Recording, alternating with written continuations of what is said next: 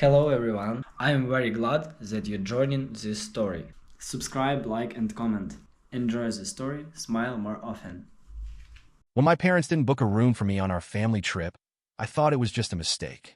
But when my sister mocked me, saying, "We're the real family," I decided to leave. Hours later, after ignoring their endless calls, the unthinkable happened, and it changed everything. The trip didn't start on the best note. My parents called me a week before, casually mentioning that they'd planned a family vacation and asked if I wanted to come along. They made it sound like an afterthought, but I agreed, assuming they had everything sorted out. My mom even said, "Don't worry about anything. We got the arrangements covered." I should have known something was off when I wasn't included in the group chat about travel plans, but I brushed it off. When we arrived at the hotel, I was excited despite the weirdness. I walked up to the front desk to check in, but the receptionist gave me a confused look. "I'm sorry, but I don't see a reservation under your name," she said politely. I froze, assuming it was just a mix-up. My parents were standing behind me, unusually quiet. "Mom? Dad?" I turned to them, expecting one of them to step in. Instead, they exchanged a look like two kids caught sneaking candy. My mom cleared her throat awkwardly and said, "Oh well, we thought you'd just share a room with your sister." That's when the pieces clicked. My sister was here with her husband and their toddler. There was no way they had space for me. I blinked, trying to process it. "You want me to stay in their room? With a kid?" My dad shrugged like it wasn't a big deal. "It's just for a few nights. You'll figure it out." Before I could respond, my sister joined in. She had this smug look on her face that made my blood boil instantly. "Well, we're the real family now," she said, half laughing. "We needed the space more. You're young. You can manage." Her words hit like a slap.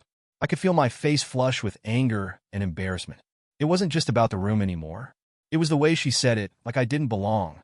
Like I wasn't part of the family anymore because I didn't have a spouse or a child.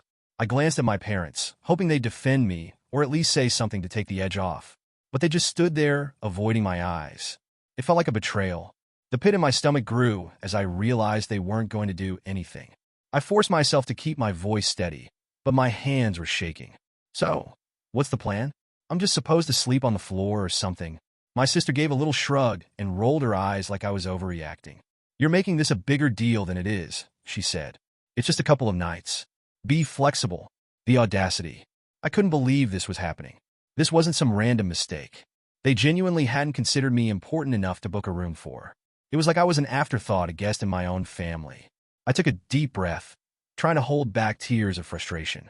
Then, something shifted in me. I wasn't going to let them treat me like I didn't matter. If they didn't care enough to include me, I wasn't going to force myself to fit into their plans. "Fine," I said calmly, surprising even myself with how steady my voice sounded. "If I'm not part of the family, I don't need to be here." I grabbed my bag and turned to leave. My mom called after me, her voice shaky. "Wait, where are you going? Don't be dramatic." I didn't look back. My sister let out a small laugh, probably thinking I'd come crawling back. But I didn't. I walked out of the hotel, unsure where I was headed but certain of one thing. I deserved better than this.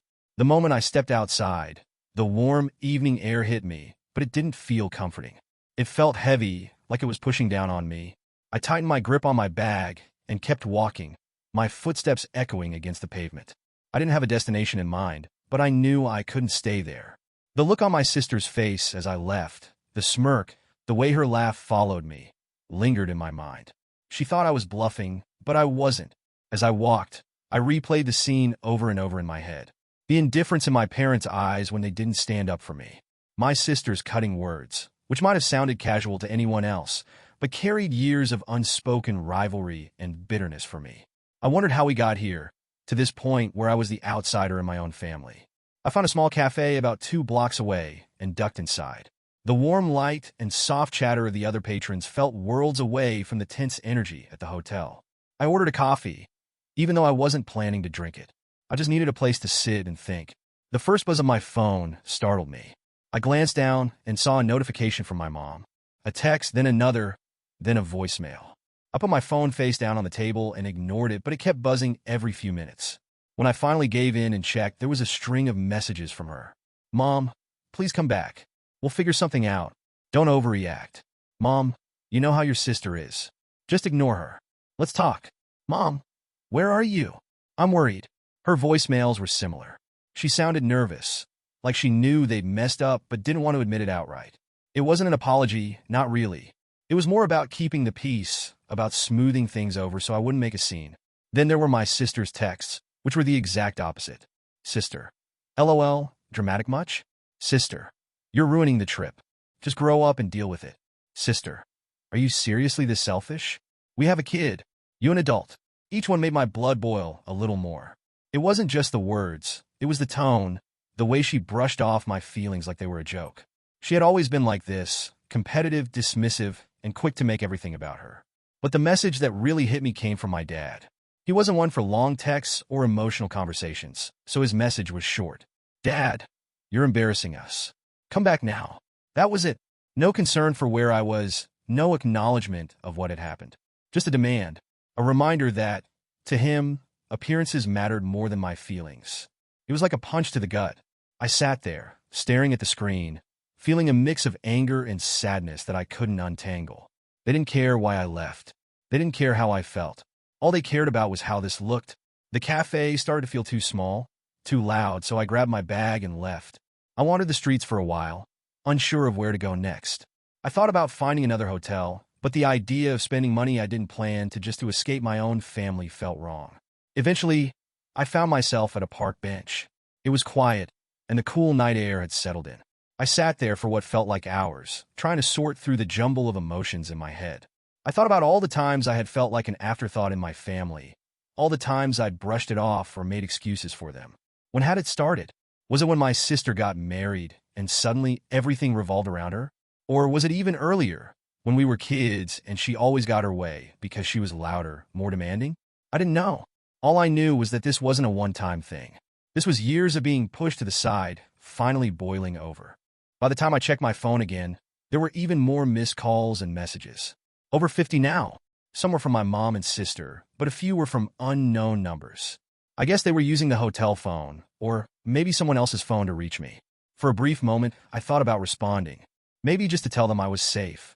But then I remembered my dad's text and my sister's laugh and decided against it. They didn't deserve to know where I was, not yet. I thought about going home, but I didn't want to end the trip like that. It felt like giving up, like letting them win. So instead, I pulled up a map on my phone and looked for a nearby motel. Something cheap and quiet where I could just be by myself for a while. As I walked to the motel, I couldn't shake the feeling that something was off. The streets felt too empty, the air too still. My stomach churned with unease, but I chalked it up to the stress of the day. I had no idea then how much worse things were about to get. The longer I sat there in that quiet corner of the cafe, the more I started to feel the weight of everything. I kept asking myself over and over, should I just go home? Was it worth all this drama to stick it out? Every option felt like I was either running away or letting them win. A small part of me wanted to go back just to avoid the inevitable fallout. I could already imagine the passive-aggressive comments from my mom, the smug looks from my sister, and the hollow, let's just forget about it, sentiment my dad would probably throw my way. But the bigger part of me, the part that was still stinging from how they treated me, refused to cave. I couldn't just swallow this insult like I had so many times before. Eventually, I turned off my phone, silencing the endless buzzing of notifications. I needed a break from the constant ping of guilt-tripping texts and mocking messages. The moment it went dark, I felt an odd sense of relief, like I could finally breathe without them breathing down my neck.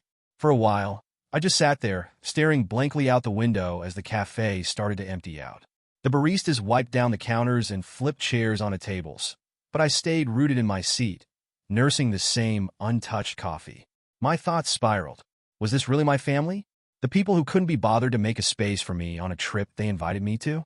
By the time I turned my phone back on, it was nearly midnight. My screen lit up like a Christmas tree with missed calls and messages. Over 30, at least. I scrolled through the list, feeling a mix of exhaustion and disbelief. Most of them were from my mom, her messages wavering between worry and exasperation. Mom, please come back. We could talk this out. Mom, I don't understand why you're being so stubborn. Mom, just let us know where you are. This is getting ridiculous. Then there were the ones from my sister, and those were a whole different story. Sister, seriously? You're acting like a child. Sister, you're ruining the trip for everyone. Grow up. Sister, you think this is about you? It's not. Get over yourself. The messages didn't even sting at this point. They just made me feel numb. My dad, true to form, kept his input short and emotionless. Dad, Enough is enough. Come back. What struck me the most, though, were the calls and texts from unknown numbers. It didn't take a genius to figure out they were probably using the hotel phone or someone else's device to get through to me. For some reason, that made me angrier. They were so desperate to track me down, not because they cared, but because I was disrupting their picture-perfect family image. I finally decided to book a cheap motel for the night. It wasn't about making a grand statement or storming off into the sunset. It was just about having somewhere to be. Somewhere I could sit with my thoughts without feeling like an outsider. As I left the cafe and started walking, the streets were oddly empty. It was one of those moments where the silence felt louder than any sound. The occasional hum of a passing car or the distant murmur of a group of people only made the stillness more unsettling. The motel I found was a 5-minute walk away, tucked into a quiet corner of the city. It wasn't anything fancy, just a small, single bed and a bathroom that probably hadn't been updated in a decade, but it was exactly what I needed. After checking in, I locked the door behind me and collapsed onto the bed, staring up at the ceiling. Despite my exhaustion, my mind wouldn't let me rest. I kept thinking about my sister's voice note, playing it over in my head like a broken record. You're ruining everyone's trip. Grow up.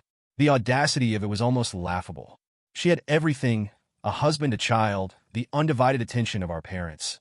And yet I was the problem. As the night dragged on, I started to feel something deeper than anger. It was a hollow, aching sadness. This wasn't just about the room or the trip. It was about all the times I felt like the odd one out, the person who didn't quite fit into their neat little family dynamic. I tried to distract myself by scrolling through social media, but it didn't help. Everyone else seemed to be living their best lives while I was holed up in a dingy motel, trying to make sense of why my family didn't seem to value me. Sometime around 2 in the morning, I heard sirens in the distance. They started faint, then grew louder and louder until they were right outside. I got up and peeked through the curtains, but I couldn't see much. Just a red and blue flash of lights reflecting off the nearby buildings. A strange feeling settled in my chest, like a warning bell ringing in the back of my mind. I shook it off, telling myself it was just the stress of the day catching up with me. But as I lay back down, I couldn't shake the feeling that something wasn't right. I stared at my phone one last time before putting it on silent. Another voicemail from my mom had just come in, but I couldn't bring myself to listen to it. Instead, I closed my eyes and tried to block out everything: the sirens, the messages, the ache in my chest. Whatever was happening, I told myself I'd deal with it tomorrow. Little did I know, tomorrow would bring something I never saw coming. I left the cafe in a haze, carrying the strange weight of exhaustion, frustration, and hurt. The streets were darker now, the kind of darkness that swallows sound and makes the world feel eerily still. My feet moved on autopilot as I made my way toward the motel I'd found online. I wasn't paying much attention to my surroundings. My thoughts were too loud, drowning out everything else. That's when I saw it. A flicker of red and blue lights cut through the night, painting the nearby buildings in an unnatural glow. At first, I thought it was just a routine traffic stop or maybe an ambulance passing through, but as I got closer, I realized it was much more serious. The lights weren't moving. They were stationary, clustered around an intersection. I didn't intend to stop, but my curiosity got the better of me. Something about the scene drew me in like an invisible pull. The closer I got, the clearer the situation became. There was a crowd of people standing on the sidewalk, murmuring in hushed tones and craning their necks to get a better view. Police officers were directing traffic away from the scene, their faces grim. Then I saw the car. It was flipped onto its side, the front completely caved in.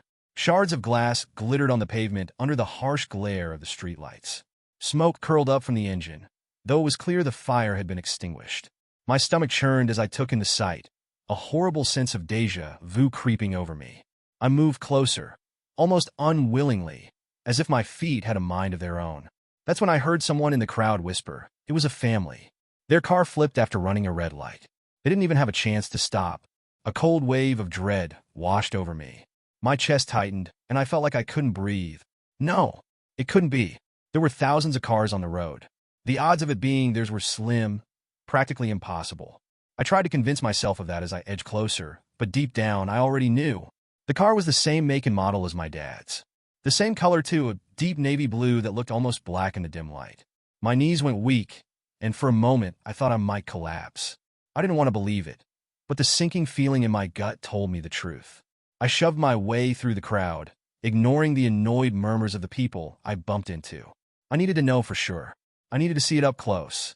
By the time I reached the edge of the scene, a paramedic was stepping away from the wreckage, his face lined with exhaustion and concern. "Excuse me," I managed to say, though my voice came out barely above a whisper. "The family in the car? Are they okay?"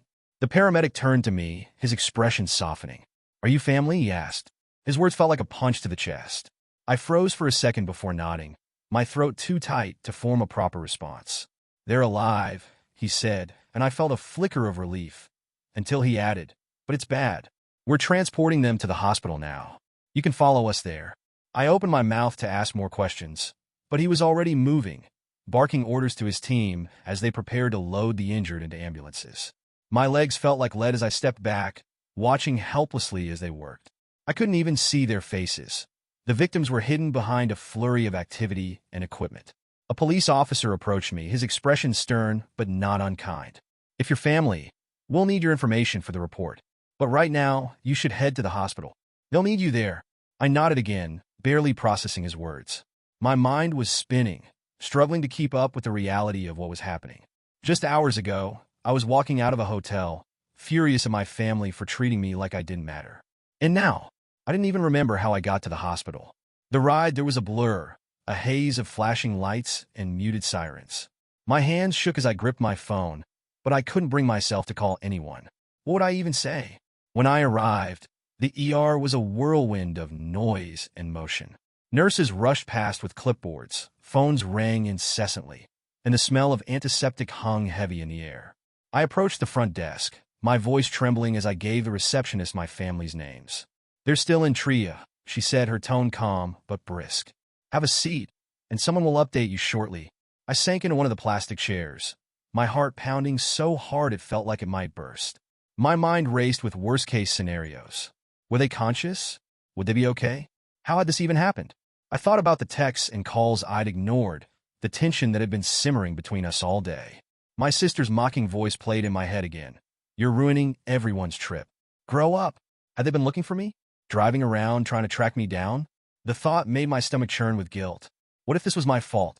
What if my decision to walk out had led to this? I buried my face in my hands, trying to steady my breathing. The wait felt endless, every second dragging on like an eternity. Finally, a nurse appeared, calling my name. I shot to my feet, my heart in my throat. "Your family is stable," she said, and the words felt like a lifeline. "Your father is in surgery, but your mother and sister are awake. You can see them now."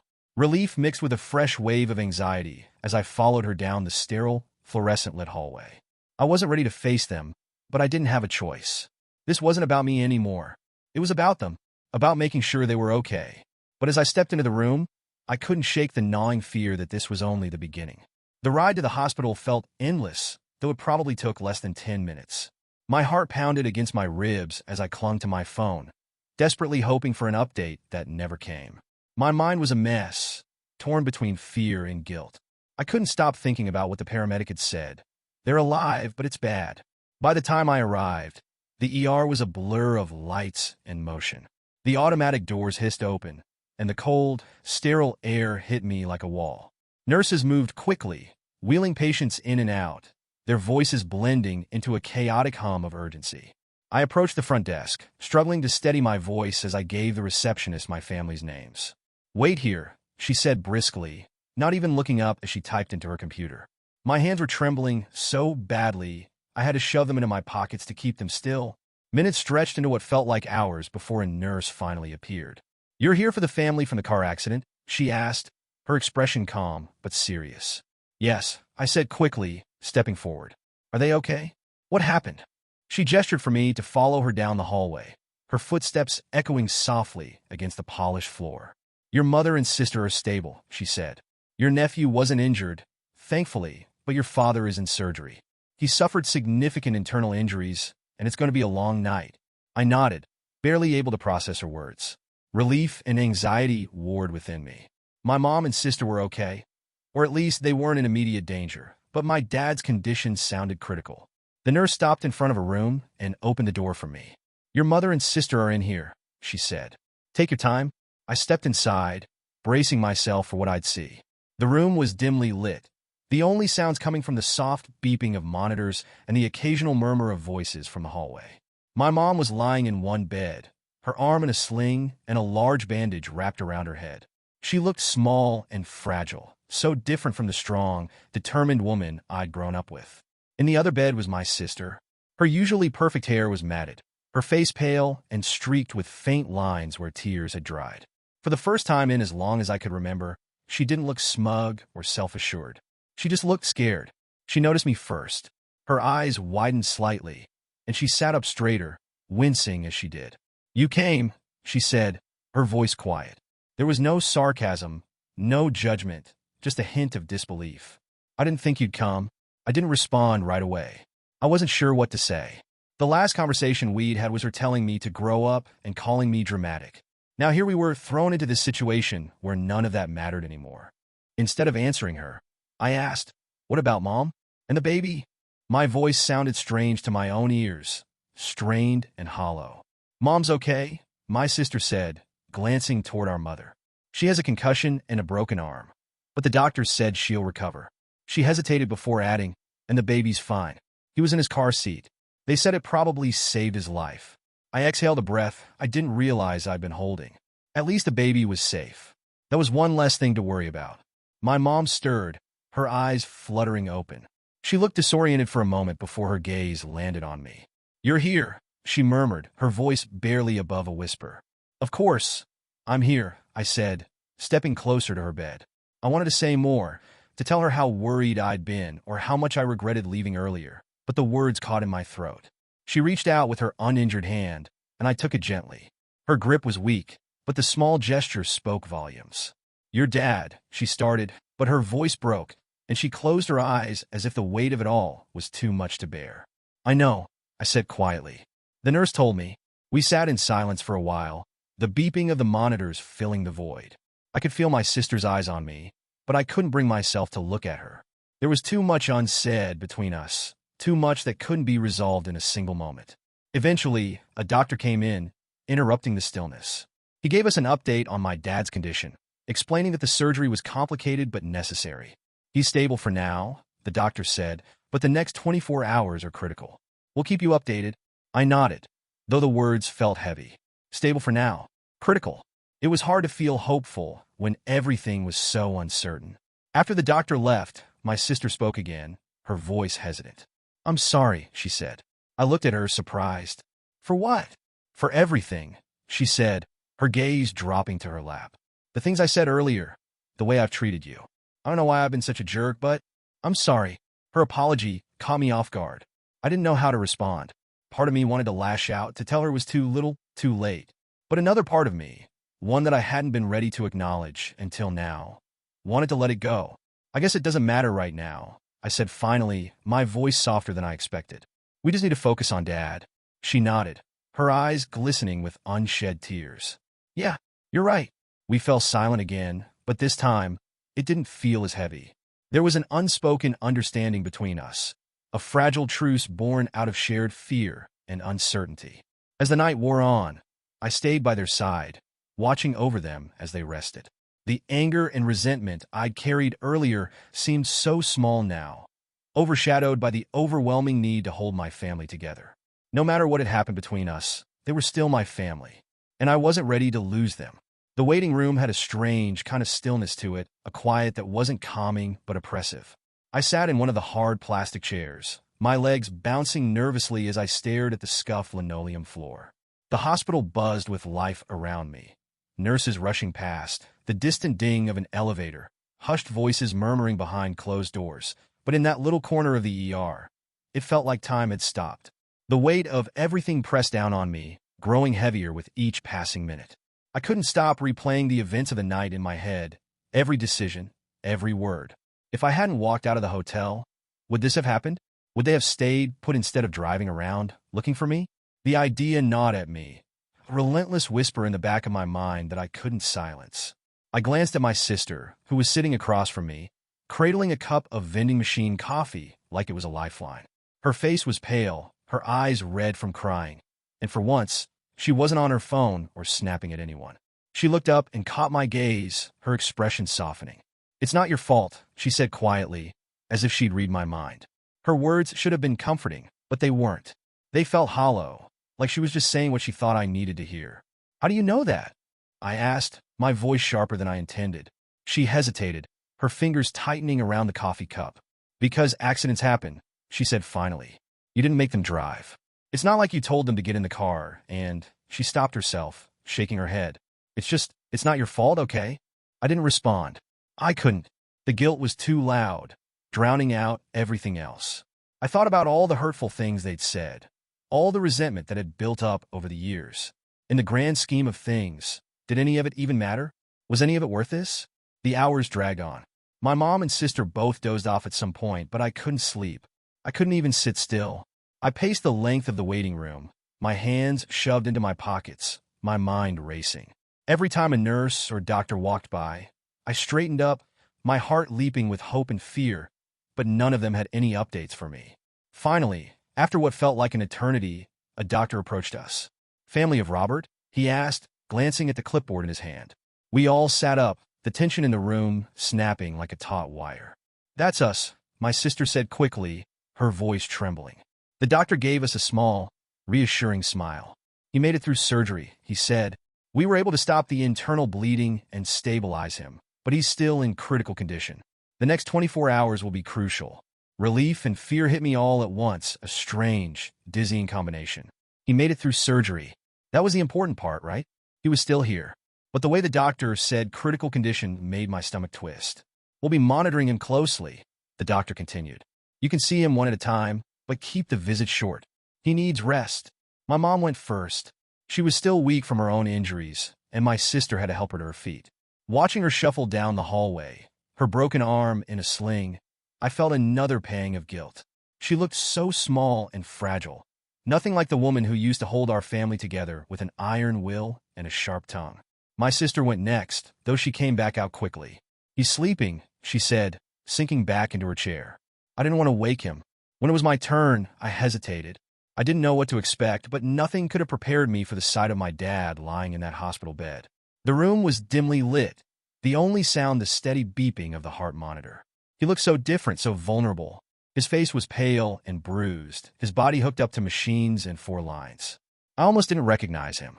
I sat down in the chair next to his bed, my throat tightening as I tried to think of something to say. He was asleep, his breathing shallow but steady.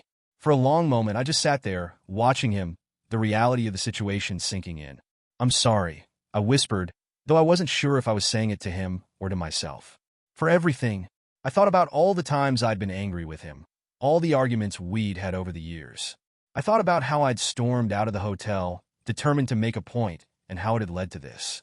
The guilt was overwhelming, like a weight pressing down on my chest.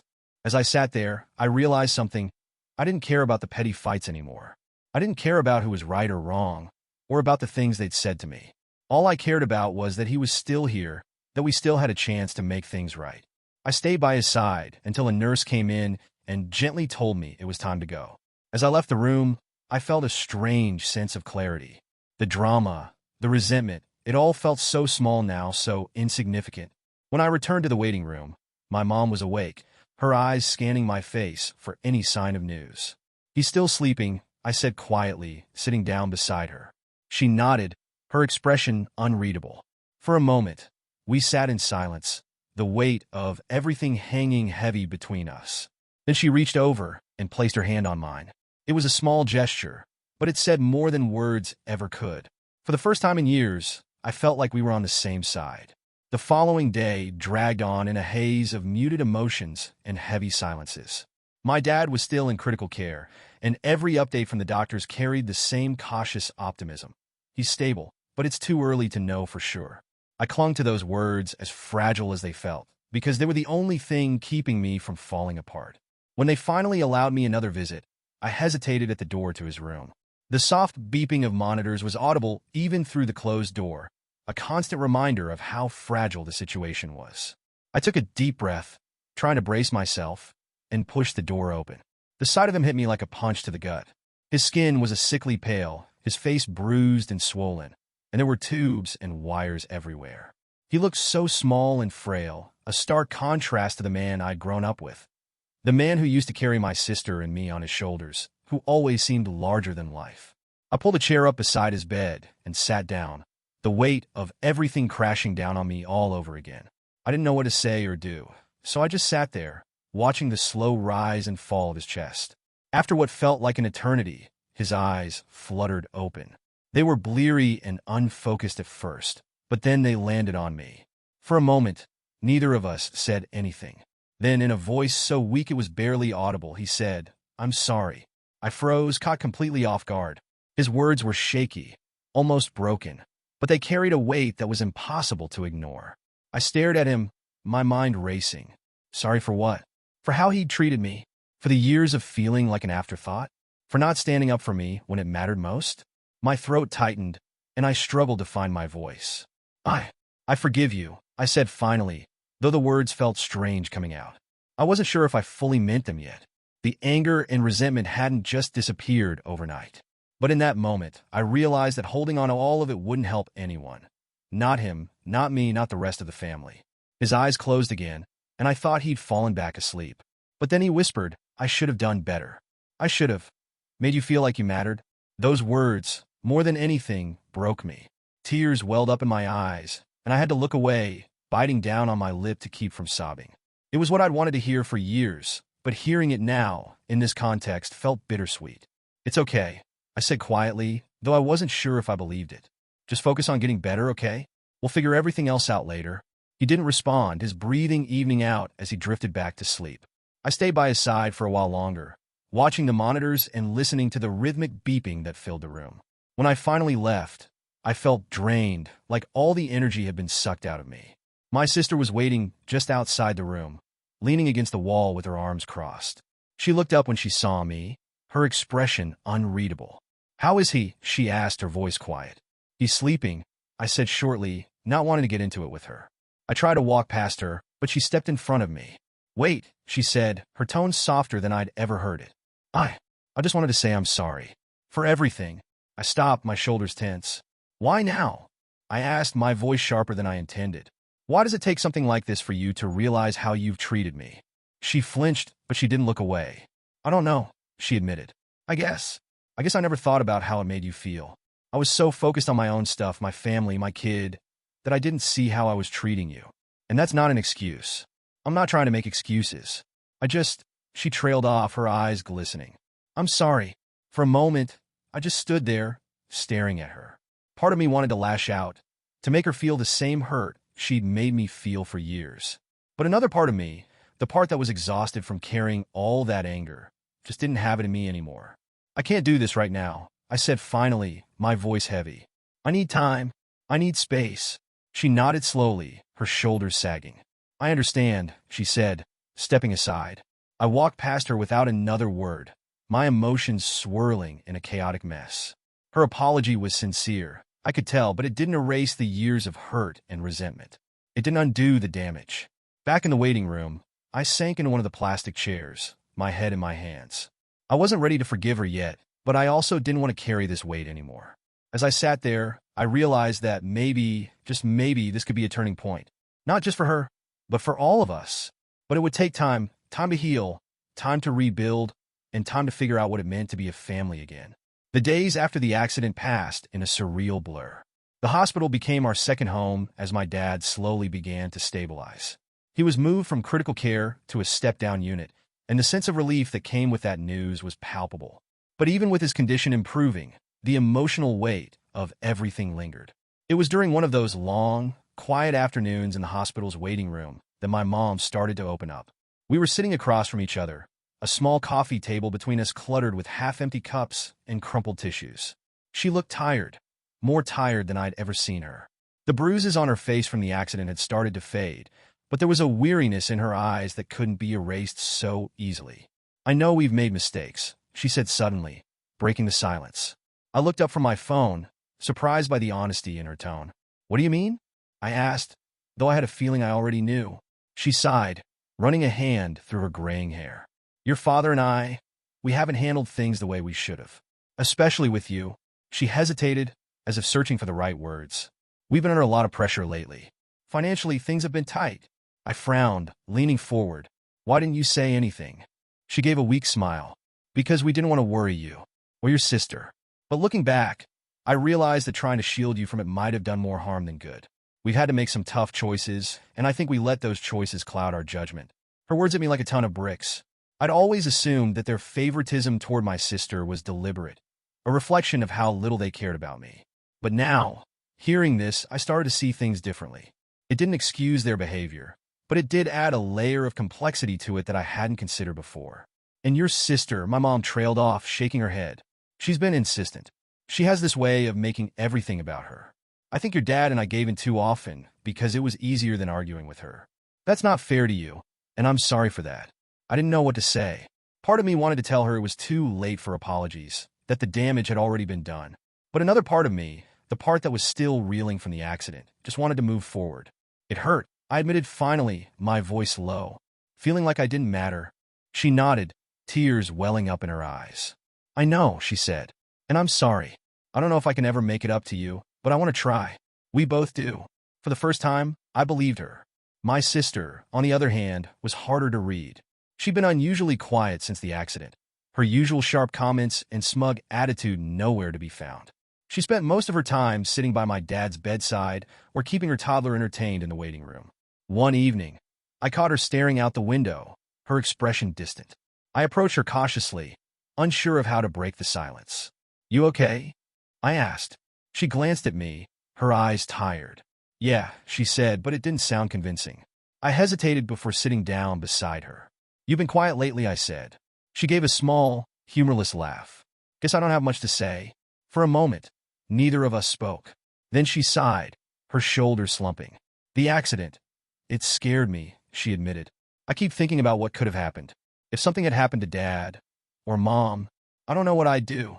Her voice cracked, and she quickly wiped at her eyes. I've been a terrible sister, she said, her tone raw with emotion. I don't know why I've always been so hard on you. Maybe I was jealous or insecure, or I don't even know. But I'm sorry. For everything, her apology caught me off guard, just like the one she'd given me earlier. But this time it felt different. It felt real. I appreciate that, I said carefully. But it's going to take time, you know? It's not something we can fix overnight. She nodded, biting her lip. I get that. I want to do better. I want us to be better. It wasn't a perfect resolution, but it was a start. Over the next few days, I found myself seeing my family in a new light. My mom, my dad, my sister, they weren't just mom and dad or the annoying older sister anymore. They were people. Flawed, complicated people who made mistakes and carried their own burdens. It didn't erase the pain of the past, but it did make me want to try to rebuild things. For the first time, I felt like we were all on the same page, like we were finally starting to understand each other. As I sat by my dad's bedside one evening, watching him sleep, I felt a strange sense of peace. The road ahead wouldn't be easy, but for the first time in a long time, I felt like we had a chance. A few months after the accident, life started to settle into something resembling normal. My dad, after weeks of physical therapy and careful monitoring, made a full recovery. Seeing him back on his feet, walking around the house, and cracking his usual dry jokes felt like a small miracle. It was hard to believe how close we'd come to losing him, and I think we all carried that awareness with us in our own way. With my dad's recovery marking a new chapter for all of us, my mom floated the idea of trying another family trip. When she first brought it up, I wasn't sure how to feel. The memory of the last trip still lingered, the hurt and frustration etched in the back of my mind. But when my mom said, "This time, everyone will have their own room, and you'll be included in everything, I promise," I decided to give it a chance. The planning process was different this time. My parents were more intentional about involving me in every step. They asked for my input on destinations, accommodations, and even the itinerary. My mom sent me screenshots of hotel bookings with my name listed clearly on the reservation, a small but significant gesture that showed she was trying. When the day of the trip arrived, I felt a mix of excitement and apprehension. My sister and her family met us at the airport, her toddler already bouncing with energy. She greeted me with a smile that, for once, didn't feel forced or condescending. Excited? She asked, and though it was a simple question, the tone carried none of the old edge I'd come to expect from her. Yeah, I replied, giving her a small smile. The destination this time was a peaceful mountain resort, a stark contrast to the busy tourist hub we'd visited before.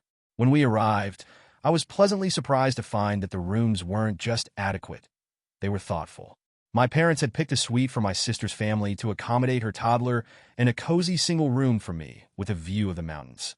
That first night, as we sat around a crackling fire pit outside the lodge, I couldn't help but notice how different everything felt. My dad, still moving a bit more slowly than usual but smiling and relaxed, sat next to my mom.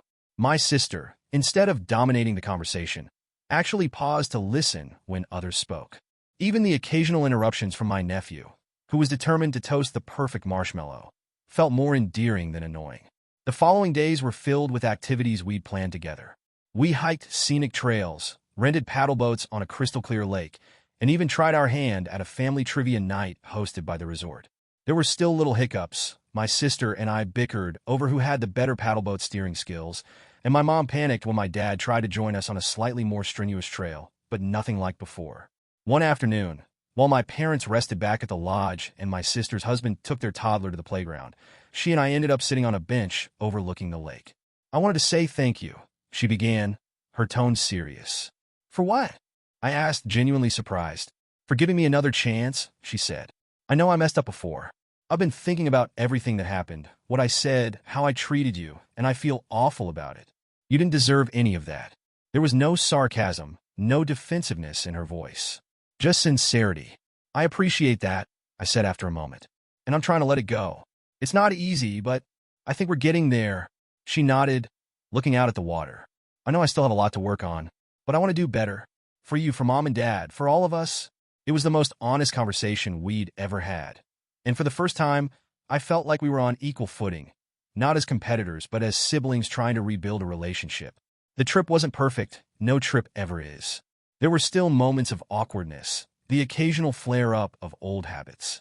But those moments felt smaller now, less significant in the grand scheme of things. On our last night, we sat together on the lodge's balcony, watching the sun dip behind the mountains. My nephew ran around the wooden deck, laughing and chasing fireflies, his joy infectious. My parents sat close together, my mom resting her head on my dad's shoulder. My sister and I shared a knowing glance, both of us smiling at the rare sense of peace that had settled over our family. In that moment, I realized something important. We weren't perfect, and we never would be. But we didn't have to be. What mattered was that we were trying to be better, trying to understand each other, trying to move forward together. As the stars began to dot the night sky, I felt a warmth that had nothing to do with the crackling fire or the blankets draped across our laps. It was the warmth of belonging, of finally feeling like part of the family again. For the first time in years, I wasn't looking for an escape or counting down the days until the trip ended. I was just happy to be there, surrounded by the people I loved, knowing that we still had a long way to go, but we're heading in the right direction. And that was enough.